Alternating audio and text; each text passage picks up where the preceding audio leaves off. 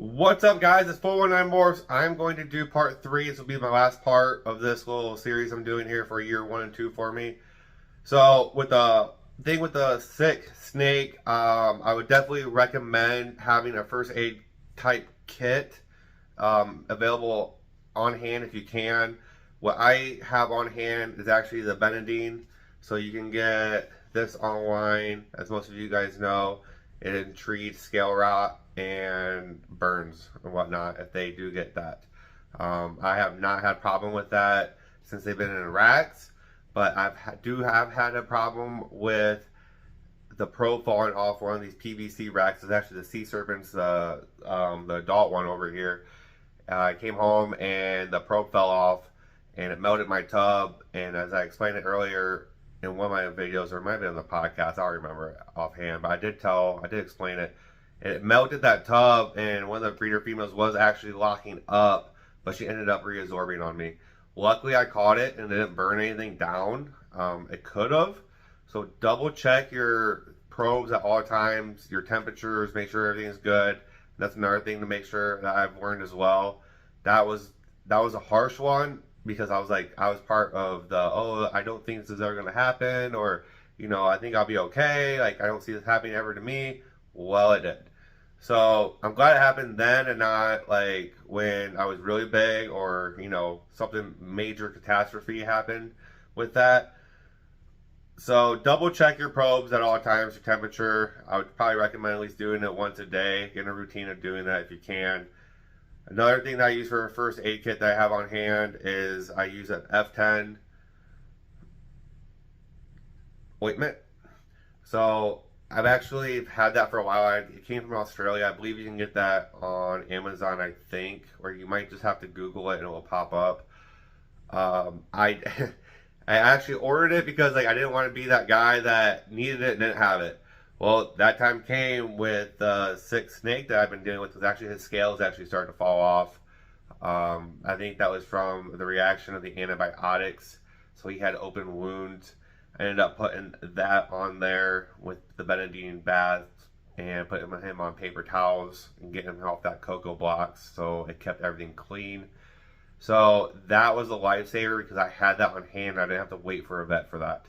So even the vet themselves said that the F10 was more stronger than what they gave me. So there's really nothing more I could have done with that. He eventually healed, and I kept it clean, and he had his Benadine baths, twice a day. I mean, not twice a day. It was once every, I think, 3 days, I think I was doing or so, plus the cream. So that was got him healed. So I was really thankful I had that. So make sure you guys, have some kind of, if you can, first aid thing on hand. You'd rather have it and not need it than, desperately need it and not have it and have to wait and maybe possibly lose a snake for it. Another thing I learned was the quarantine.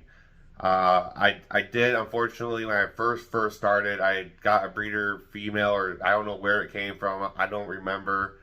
I can't really trace it back to one particular snake or what happened, but I just know that I don't need a quarantine type thing at the very beginning, and that one bit me in the ass pretty much. So I learned the hard way because I had half of the snakes at that time. I think I only had like 12. I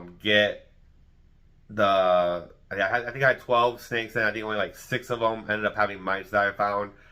I ended up getting rid of that. I used the reptile spray. So now when I get a new snake as well, I will completely not unbox it at all in this room, not one bit. I will unbox it upstairs in the rat room. I'll spray it down with the reptile spray right away, throw it in a quarantine tank, put on the paper towels and stuff, and I'll continue to reptile spray it for the mites and whatnot as well to make sure that does not happen to me again. And I have not had no problems since then. So that is something to keep in mind too, as well as quarantine. Quarantine is necessary, and you can potentially be saving your collection, because if that was some kind of virus and something that I didn't know, I could have already lost, those 12 snakes I already bought at that time. So quarantine. I learned that one the hard way. But sometimes, you have to learn things the hard way. Anything with, so talking about the business aspect of it, with how many snakes should you have, where should you go with that. I would probably definitely recommend breeding for yourself, and then as you get those genes in those combos that you want off of your offspring, you can then grow them up, and then you can turn around and sell your breeder females or males that you're not using because the sister or the son offspring are more gene packed than what mom and dad was. So that at that point you're pretty much keeping the same amount of snakes that you want, but yet you're upping your gene pool up to here. So that's a good, thing to consider as well when breeding. I'm going to be doing that, so I'm not having a whole bunch of, snakes that I don't necessarily need to breed. I don't get overwhelmed, but I'm still keeping my gene pool high with my combos.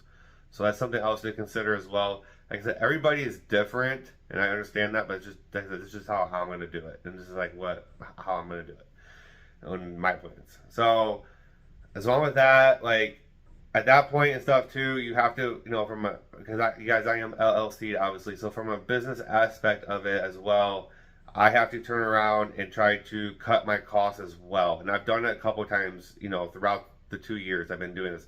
So one was I switched the rat food. I did that. That saved me probably about, I don't know, $60 a pop or whatever. Going to the store, and that's the same thing with the bedding, because I was using at that time I was using the aspen bedding for the rats, and it was the smell was bad and it was kind of expensive. So I switched over to the horse pellets, and I didn't have to clean out the tubs as much. The smell like reduced dramatically. Like it was fine. It wasn't like the aspen where I had to clean it out every 3 days. It was ridiculous, and it was cheaper. So I would definitely suggest cutting your costs at all. You have to be able to adjust to the economy. And the same thing like with the cocoa blocks and stuff like that. I was getting, the Freedom Breeder stuff. Didn't really care for it. Wasn't my forte.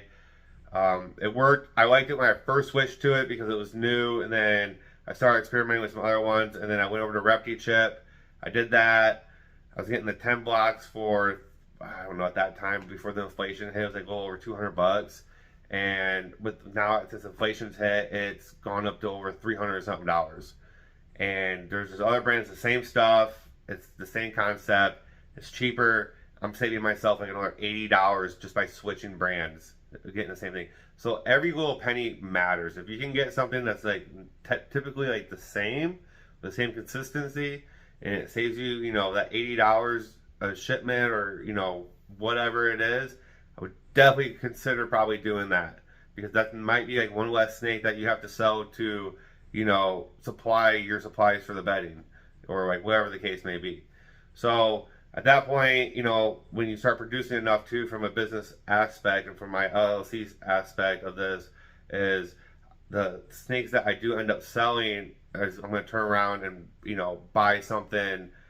If it fits in my plans, my breeding plans, I'm going to buy something more heavy packed in the gene pool wise in my snakes, that might bump me up to extra generation or something that maybe I couldn't necessarily afford. So at that point, you're pretty much having the business pay for itself. And then once you're okay with that, you have to reevaluate yourself, and then decide, do I want to grow, or do I need to stay the same, or do I need to tone it back a little bit? I know Garrett over at Royal Constrictor Designs, this year he produced less because he said he was getting overwhelmed with how much he was producing. So he cut back his production, got rid of some things, did a little bit less clutches but more genes. So he's been doing this for years, guys, since like the 90s, I think. So I mean, if that's something to consider, like you have to be able to adapt to that. You have to realize, from the business aspect and how much work it is and whatnot, and how much money there is to be made to compare to how much work to be done, all that. You got to think of your electric, your heating and whatnot for, the racks, the facility or house or wherever you do it at, So there's a lot involved into it, guys. You just, like I said, just don't bite off more than what you can handle. You have to be able to reevaluate yourself probably year in and year out to see where you're at.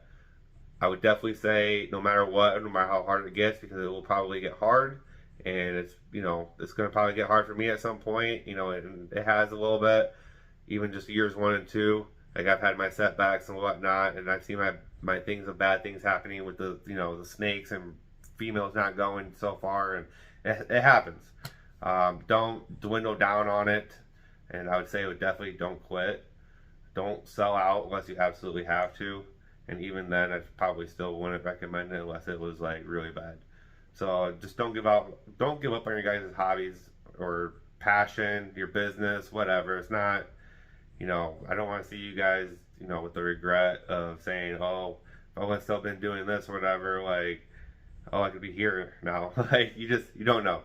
So I hope you guys take this, you know, little 3-part series for what it is. Hope you guys enjoyed it. If you guys need any help or any suggestions for me or need any type of advice, feel free to reach out to me. Like I said, the Instagram, you know, probably the easiest way to get a hold of me is through messaging me on the Instagram account. I do have Facebook too. It's under 419 Morphs. Don't use the personal Facebook unless you personally know me. Try to keep everything separate. So I said my best recommendation to probably get a hold of me probably Instagram, guys. So I hope you guys enjoy this. Like I said again, we are going to be doing a 500 subscriber giveaway on this channel. So tune into the podcast for more information on that. I hope you guys have a good day. I'm out of here.